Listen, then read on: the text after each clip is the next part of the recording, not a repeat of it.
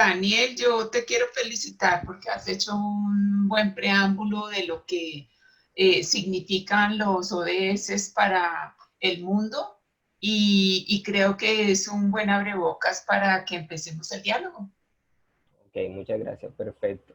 Bueno, es importante decir que estas preguntas fueron elaboradas por los estudiantes y bueno, la primera, ¿cuáles son los objetivos, además del número 3, salud y bienestar, que consideran que se han visto mayormente afectados por la pandemia del COVID-19? Y pues para tener la palabra, si quieren alzan la mano o dicen yo como prefieran. Pues si quieres, en esta oportunidad empiezo yo y yo diría que, pues si bien parece que el 3 es el más afectado porque sin duda el COVID es un virus y afecta directamente a la salud de la gente, en este momento estamos llegando casi al millón de muertos, ¿no?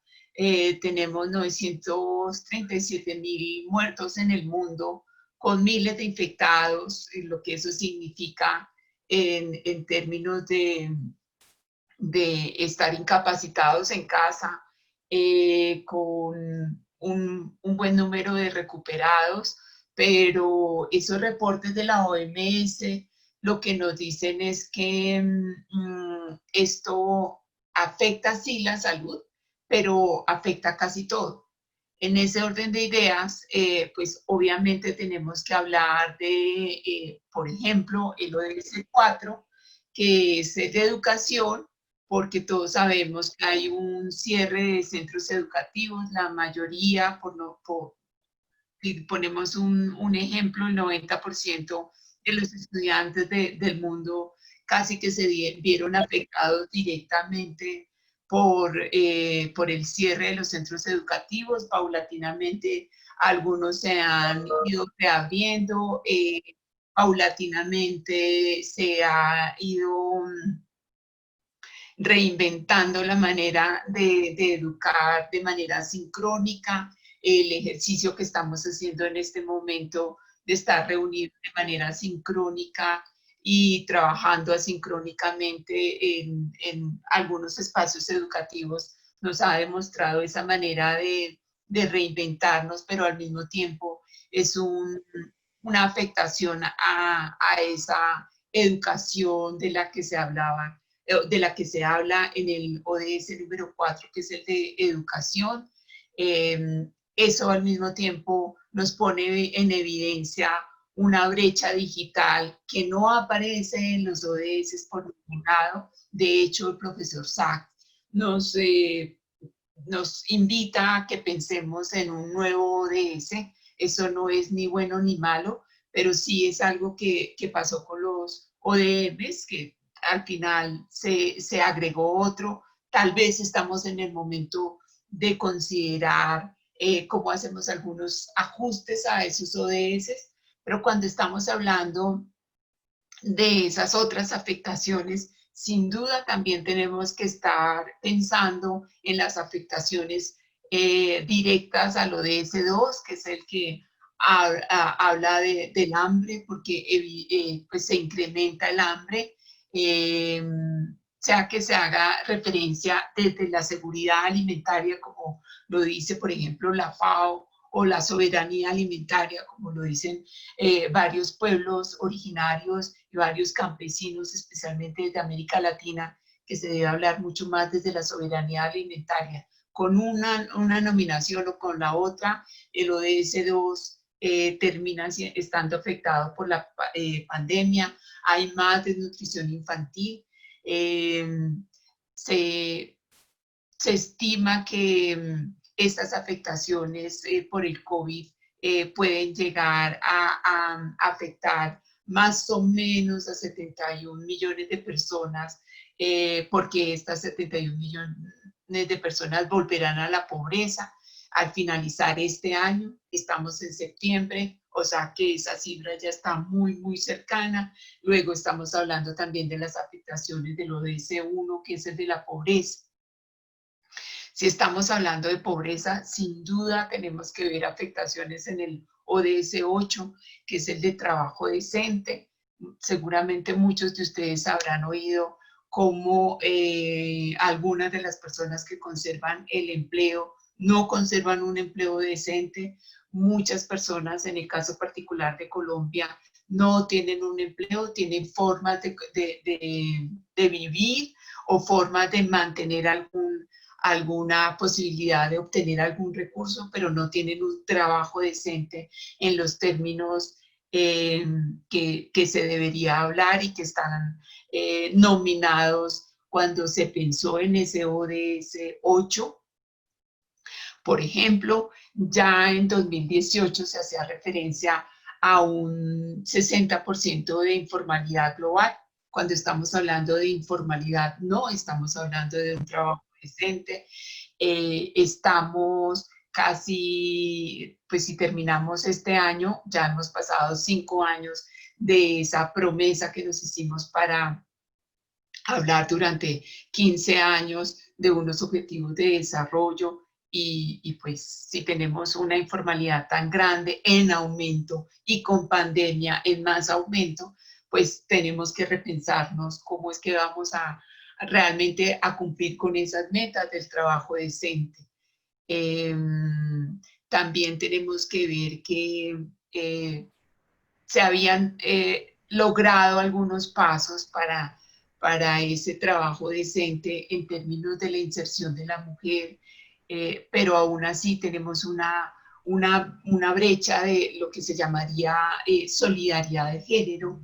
Eh, y con esa brecha que más o menos se calculaba en el 23% para el año pasado, si seguimos pensando en los datos que teníamos al año pasado sin pandemia, o más bien con pandemia inicial, porque la pandemia comenzó el año pasado, solo que nosotros en este lado del mundo la hemos vivido más este año, sí, estaríamos hablando de considerar unos 70 años para hablar de una verdadera equidad entre hombres y mujeres.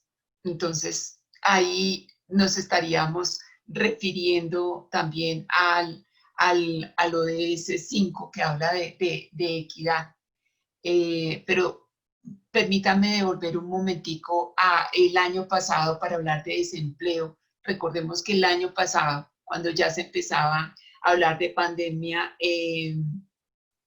en Asia, si nosotros consideramos Asia y África, más o menos estábamos hablando de un desempleo como del 11% para la población activa y más o menos 9 puntos más alta para las mujeres. Entonces ahí también pues tenemos un punto a considerar. Luego, sí, el COVID-19 y la pandemia ha disparado las cifras de desempleo en todo el mundo.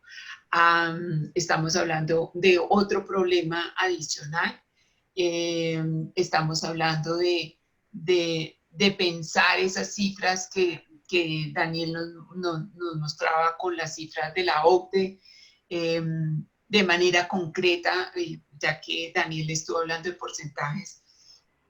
De manera concreta, estamos hablando más o menos de unos 25 millones de personas desempleadas. La CEPAL habla en América Latina con la situación del COVID de más o menos 12 millones de desempleados. La situación es bastante preocupante. No estamos hablando de un problema con un ODS, estamos hablando de un problema que afecta colateralmente varios ODS y eso nos invita a repensar la tarea de qué vamos a priorizar y de cómo lo vamos a hacer. Y también nos invita a pensar en que no podemos hacerlo solos. Esto me hace recordar a una frase de uno de mis escritores latinoamericanos que me encanta, que es Mario Benedetti. Y Mario Benedetti decía que cuando creíamos que teníamos todas las respuestas, pues de pronto nos cambiaron todas las preguntas. Ok, muchas gracias, profesora Erly. Jaime, tiene la palabra. Gracias, Daniel, y gracias a Erly, porque me dejaste sin palabras. No, mentiras. Dijiste todo lo que quizás uno podría hacer en análisis de este ejercicio según la pregunta, pero digamos que me voy a abstraer un poquito y lo quiero llevar a que la construcción de esta hoja de ruta en el 2015 un poco lo que buscaba era este marco de acción coordinada para buscar una respuesta integral a todos los problemas que se venían originando desde los objetivos del milenio y mucho tiempo atrás, donde ya se venían haciendo estos acuerdos a nivel de los países. Y pues desde su pensamiento y desde su origen, pues todos estos ODS están interlazados, están interconectados unos a otros, tal y como lo hizo Erwin en su análisis, y que solamente el manejo de la pandemia a través de los confinamientos y a través de las restricciones que de alguna forma la situación sanitaria nos lo estaba imponiendo, eso automáticamente desencadena una serie de efectos en los distintos estamentos sociales, económicos, ambientales, de salud. Entonces, automáticamente un encierro de alguna forma cohíbe a mucha gente de salir a trabajar. El encierro de alguna forma también está generando que la pobreza, las privaciones que también están contempladas en algunos de esos indicadores de pobreza se exacerben, como lo dijo la profesora. El tema de Internet fue uno de los, casi que de los instrumentos que nos dijo a todos a gritos que había una desigualdad en el acceso de esto para muchas personas, sobre todo a las más pobres, a las más alejadas de los centros urbanos, y que automáticamente no tener ese acceso a unos no les permitía trabajar, a otros no les permitía educarse. Y eso, pues, hoy no lo estamos todavía palpando en cuanto a las consecuencias que eso puede estar originando para nosotros como sociedad. Lo que quizás podemos estar viendo es deserción, quizás trabajo infantil, todo niño que no se está educando y que quizás se salió del colegio por un tiempo, lo primero que va a hacer es colaborar en la casa, a las actividades varias del hogar, y eso para un niño es considerado trabajo infantil. Sacar a un niño del trabajo infantil también va a costar mucho tiempo para volverlo a reintegrar, sobre todo si no podemos superar el acceso a Internet o el acceso a los aparatos que nos conectan al Internet. Y puedo seguir diciéndoles lo mismo con igualdad de género, por ejemplo, en donde no tener la posibilidad de salir a trabajar, de tener a los niños en la casa, quizás ahí también se exacerba las desigualdades, y donde el cuidado como tal, el tiempo no, de trabajo no remunerado, como es conocido este tiempo dedicado al cuidado, está más cargado hacia las mujeres, y esto se vio completamente, digamos, escalado en los confinamientos, en donde las mujeres tenían casi, de un estudio que hicimos nosotros para poder analizar los primeros impactos de esto hacia mayo, junio, nos dábamos cuenta que el número de horas casi se duplicaba en temas de cuidado para las mujeres, en donde la violencia intrafamiliar se duplicó, donde la violencia a los niños también se duplicó. Y entonces solamente la palabra confinamiento desencadena un montón de elementos que se van viendo registrados en algunos de estos objetivos e indicadores. Y digamos que el mensaje acá es, no solo es el 3, están todos internamente relacionados, y que el ejercicio que de alguna forma nos convoca de ahora en adelante es en esa integralidad de estos ODS. Hay que buscar la manera en cómo darles otra vez tracción, no solo para volver otra vez a la senda que veníamos generando en alguno de estos objetivos en donde el cumplimiento de alguna forma se venía haciendo, no a la velocidad que nos hubiéramos imaginado, pero como lo dice el secretario general de las Naciones Unidas, un poco es, con esta frase, es Build Back Better and Greener, y es volvamos mejor. Quizás la senda que estábamos construyendo no era la mejor o no era la más óptima. Quizás esto nos llama a la oportunidad, nos llama la atención sobre la oportunidad de construir algo que nos lleve a una mejor senda, quizás. Y que todos estos elementos hay que ponerlos sobre la mesa y ponerlos a analizar de manera integral. Ya el COMPES que se está construyendo de reactivación es un elemento que va a permitir hacer esto, pero pues el ejercicio de articulación va a ser aún más difícil, no solo a nivel de entidades del orden nacional, local, de sociedad civil, privados, porque vamos a tener que buscar financiamiento para acelerar la consecución de estos objetivos, sino que también vamos a tener que ser muy hábiles en la manera en cómo interrelacionamos o focalizamos qué objetivo nos permite generar o acelerar o dinamizar algunos otros. Entonces, para no extenderme mucho más, simplemente les quería dejar esto como desde un punto más arriba, abstracto, de que todos estos indicadores están correlacionados, que debemos mirarlos con esa perspectiva, y yo creo que ahí vamos a encontrar la respuesta de por dónde vamos a comenzar, como en el día después de COVID, como lo decimos al interior de Naciones Unidas. Muchas gracias, Jaime. La segunda pregunta. ¿Es posible transformar la crisis en un elemento catalizador para alcanzar los objetivos y reducir las desigualdades? De nuevo, cualquiera de los dos que quiera responder, alce la mano o prenda el micrófono. Si quieres, Erly, no te preocupes.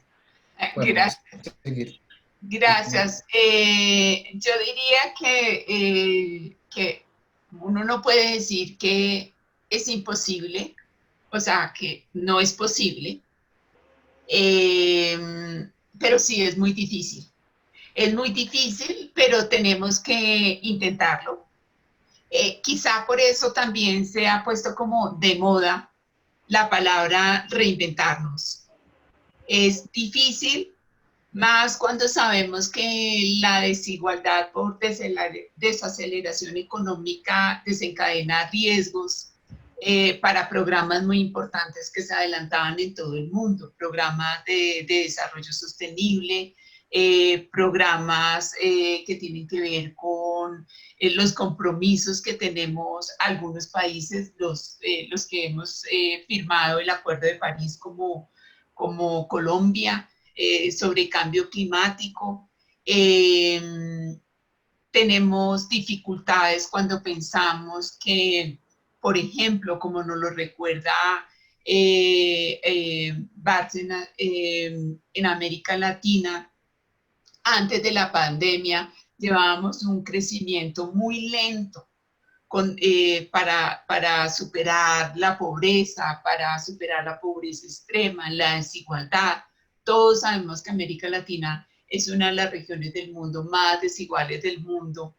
Pensemos las afectaciones que vamos a tener con esto, que ya estamos teniendo con esta pandemia, que han sido diferenciales, que por ejemplo aquí en América Latina el COVID afecta también a los jóvenes, ¿no? Antes se creía que los jóvenes no se afectaban. Hemos visto que en América Latina la cepa ha mutado y tenemos afectaciones que son crecientes. Tenemos problemas propios de la región, en el caso colombiano, conflictos, bueno, y en otros países de América Latina, conflictos sociales que se mantienen y que incluso han crecido, como en el caso colombiano con las masacres, así las llamen muertes colectivas, pero pues, seguimos teniendo conflicto interno en creciendo. Tenemos crecimiento, proyecciones del crecimiento para la región en negativo. Entonces la situación es muy crítica, pero nos toca ponernos en la tarea de cómo hacerle al asunto. Si nos toca pensar cómo trabajar juntos. Y yo creería que nos toca pensar en algo que tendemos a confundir, la cooperación. No siempre cuando trabajamos con otro estamos cooperando y en el caso colombiano tendemos a decir que estamos cooperando. Tendremos que aprender a saber cuándo hacer alianzas, con quién y para qué. Tenemos que saber cuándo colaboramos. Tenemos que saber cuándo nos coordinamos.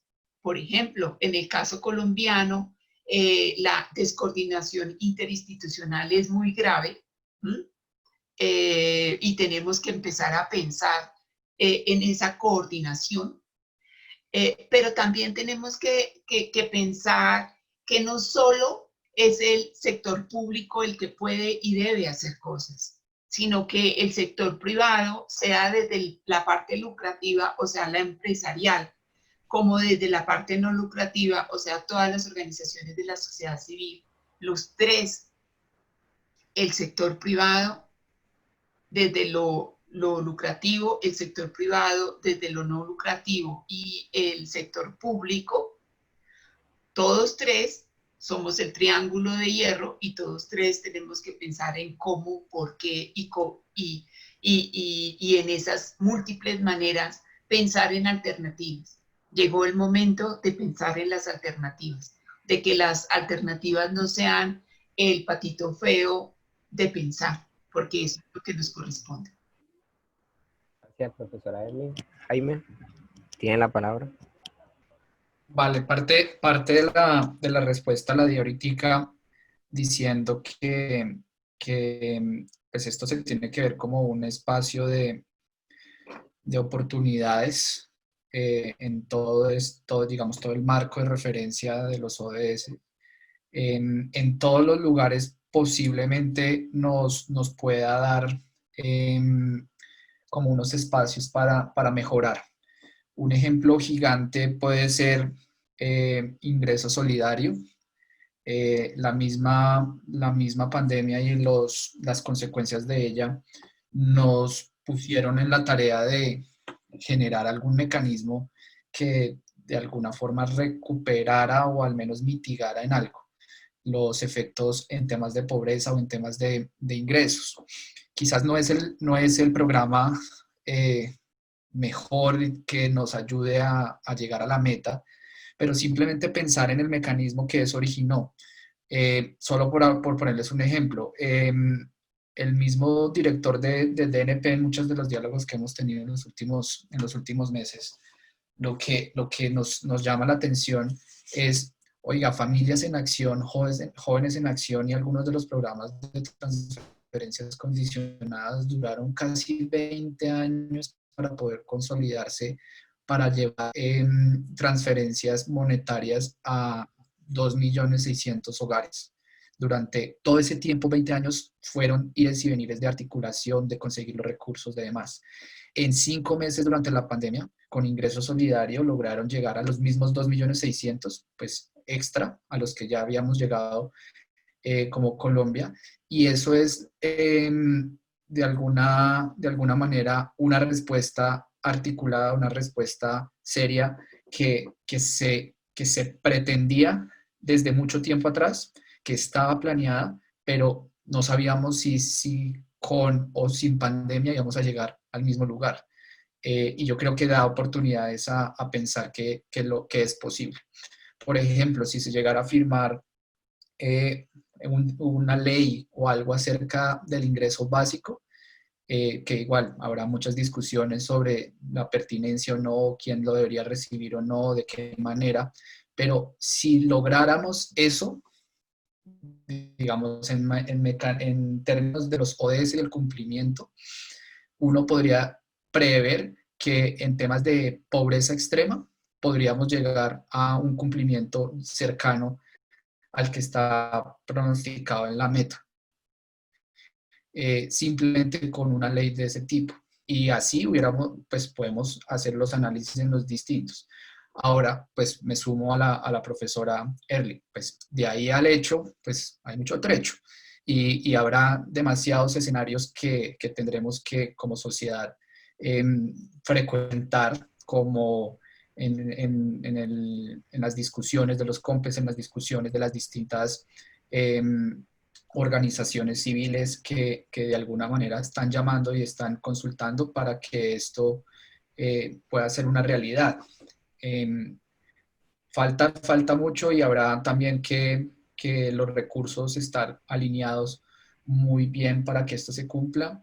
Ya han oído ustedes por ahí en los periódicos pues que el espacio fiscal es muy estrecho, hacer algún tipo de programas de gran calado, de gran alcance, va a ser bastante complicado y lo único que a mí me queda por pensar es, pues de cada uno de los problemas, yo creo que eso nos empuja a pensar mejor o a pensar en diferentes cosas. La idea es llegar a un buen resultado. La situación se nos plantea, como diríamos, en una jerga muy común de para arriba y nos toca pedalear fuerte para poder superar la cuesta. Pero yo sí lo quiero ver con ojos positivos.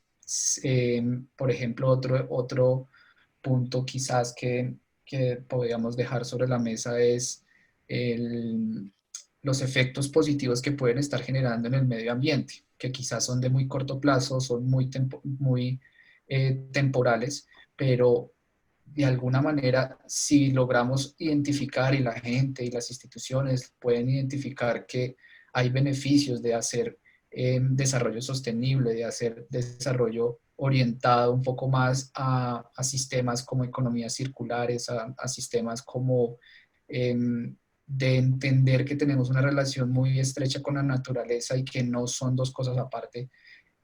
Si lo logramos ver hoy, ¿por qué no lo interiorizamos y lo ponemos en práctica dentro de las políticas que nosotros estemos desarrollando? Ya nos mostró que si los protegemos o los cuidamos, quizás por una externalidad que no era el primer motivo del ejercicio, podemos hacer algo al respecto. Nuevamente, el tema de la plata va a ser una restricción porque todos estos desarrollos o todas estas iniciativas van a requerir inversiones. Y si no tenemos los recursos suficientes, pues todo se queda en buenas intenciones. Pero quisiera pensarlo y ahí voy a terminar. Pensarlo que hay muchas oportunidades para pensar mejor y hacerlo mejor antes de lo que veníamos haciendo pre-COVID. Muchas gracias. Y ahora que usted introduce del medio ambiente, tenemos una pregunta para eso. Y es que durante esta crisis, como usted lo señaló, se han visto en el corto plazo beneficios en el medio ambiente. ¿Consideran que una reapertura económica acelerada puede afectar a largo plazo el medio ambiente?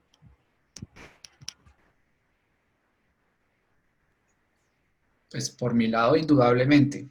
Indudablemente, si esto no se hace de manera organizada y de manera planeada, pues es imposible pedirle a las empresas, a las personas, a la sociedad en sí, que después de 5 o 6 meses de confinamiento en donde tienes infinidad de restricciones, las personas no vuelvan rápido a intentar recuperar cosas de lo que han perdido, sobre todo empresas en donde produzca 24/7, no me importa dónde voy a alojar mis desechos o los vertimentos, dónde los voy a dejar, porque lo que necesito hoy es dinero para poder pagarle a todas estas familias. Están aguantando hambre, los niños no están yendo al colegio y quizás se pueda nublar la preocupación de ese desarrollo un poco sostenible, verde, de esa economía circular que lo veníamos hablando y se venía introduciendo por ahí por los lados, pero que indudablemente es algo que se tiene que hacer. ¿Cuánto tenemos de espera para eso? El margen es nulo, porque las empresas van a querer salir y las personas. Hay que tener un poco la conciencia, pero digamos, la primera respuesta mía es, indudablemente se puede nublar los beneficios o esos avances que pudimos tener temporalmente en temas de medio ambiente con esto. Solo fíjense que en el momento en que bajaron las restricciones en las distintas ciudades, vayan a Google, el de Mobility de Google, a ver cómo aumentó la movilidad en transporte público, en transporte privado, de un día para otro. Y eso cómo hizo nuevamente que las emisiones de gases de efecto invernadero volvieran a incrementarse. Entonces, ahí podríamos tener un trade-off que quizás no sea tan balanceado y de pronto tengamos que hacer algo para contener tanta, o digamos, una aceleración desmedida de algún daño contra el medio ambiente.